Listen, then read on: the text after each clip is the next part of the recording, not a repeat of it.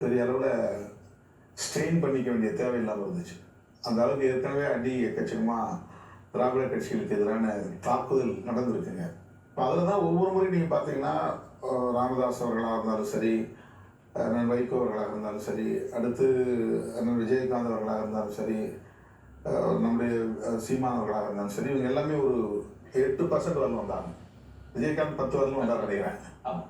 இது எல்லாமே திமுக எதிர்ப்பு, அதிமுக எதிர்ப்பு இந்த வாக்குகள். இப்போ நான் என்ன யூகம் பண்ணேன்னா, அவர்களை தாண்டி ஒரு சினிமா கிரேஸ் இருக்கு. அப்போ அந்த இதெல்லாம் பார்க்கும்போது சோஷியல் மீடியாவும் இருக்கு. ஒரு 15%-20% இவர் வந்து அட்டைன் பண்ணாரு, வாங்குவார். அது பெரிய அளவில் சீட்டு கன்வர்ஷன் இருக்காது, சிங்கிள் டிஜிட்டில் இருக்கலாம். அப்படிதான் நான் யூகம் பண்ணேன். அதுக்கு இன்னொரு காரணம் என்னென்னா, சோஷியல் அவேர்னஸ்ங்கிறது, பொலிட்டிக்கல் அவேர்னஸ்ங்கிறது முன்ன விட ரொம்ப அதிகமாக போயிருக்கு.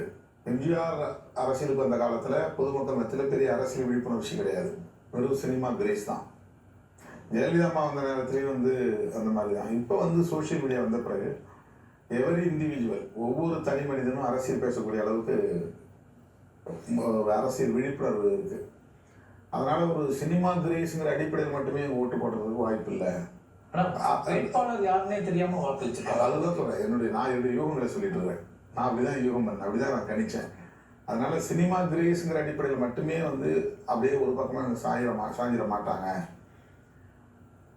எம்ஜிஆரும் சினிமாவில் இருந்து வந்தார், கலைஞருக்கும் சினிமா தான், அண்ணாவுக்கும் சினிமாவோட ஒரு தொடர்பு இருக்கு. அதுக்கடுத்து ஜெயலலிதா அம்மாவும் சினிமா தான், அதுக்கு பிறகு விஜயகாந்த் அவர்களும் சினிமா, நம்முடைய சீமானவர்களும் கூட ஒரு சினிமா டைரக்டர். இந்த மாதிரி சினிமாக்காரங்களே தமிழ்நாட்டு அரசியலை நீண்ட காலமாக கையில் வச்சிருக்கிறாங்க.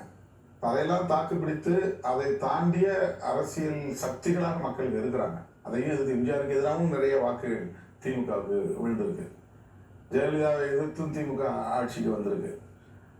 அந்த சினிமா கிரேஸ் அப்படிங்கிறத தாண்டி இளம் தலைமுறையினர் கொள்கை அடிப்படையில் வாக்களிப்பாங்க அல்லது எதிர்கால அரசியலை கணக்கில் வச்சு வாக்களிப்பாங்க அப்படின்னா நம்ம யூகம் பண்ணதுனால தாவேகா வந்து ஒரு ஆட்சியை கைப்பற்றும் அளவுக்கான இடங்களை பெறும் அப்படின்னு நம்ம யூகம் பண்ணல. அப்போ அதனால இந்த முடிவுகள் வந்து நமக்கு அதிர்ச்சி தரக்கூடிய ஒரு முடிவு தான், அது எந்த மாற்று கருத்தும் இல்லை. போட்டியாவே தாவேகா கருதல. ஏன்னா இப்போ ஒரு பக்கம் வந்து திமுக எப்படி அரசியல் அந்த பிரச்சார வியூகத்தை கட்டமைச்சது அப்படின்னா, தொடர்ச்சியாக நாங்கள் வந்து ஆன்டி பிஜேபி ஸ்டாண்ட் எடுத்துருவோம். அது 17 தொடர்ந்து 17 நாங்கள் எடுத்துருக்கோம். இவர் அதிமுகவையே வந்து